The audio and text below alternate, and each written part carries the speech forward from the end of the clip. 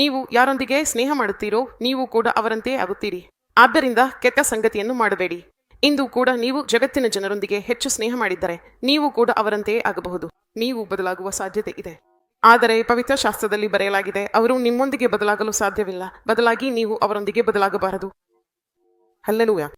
ನೀವು ಹೋಗಿ ಅವರ ಜೊತೆ ಕೂತು ಅವರ ಎಲ್ಲಗಳು ಮತ್ತು ವರ್ತನೆಗಳನ್ನು ಅಳವಡಿಸಿಕೊಳ್ಳಬೇಡಿ, ಅವರ ಜೊತೆ ಸೇರಿ ಇರಬೇಡಿ, ಇದರಿಂದ ಅವರಿಗಾಗಿ ಬೆಳಕು ಬರುತ್ತದೆ. ಪ್ರಭು ಯೇಸು ಕೂಡ ಪ್ರತಿ ವ್ಯಕ್ತಿಯ ಹೆಸರಿನಲ್ಲಿ ಪಾಪಿಗಳ ಸ್ನೇಹಿತ ಎಂದು ಕರೆಯಲ್ಪಟ್ಟರು. ಜನರು ಕೇಳುತ್ತಾರೆ, ಏಕೆ ಅವರು ಪಾಪಿಗಳ ಜೊತೆ ಸುತ್ತಾಡುತ್ತಾರೆ? ಏಕೆ ಅವರು ತೆರಿಗೆ ವಸೂಲಿಗಾರರ ಜೊತೆ ಇರುತ್ತಾರೆ?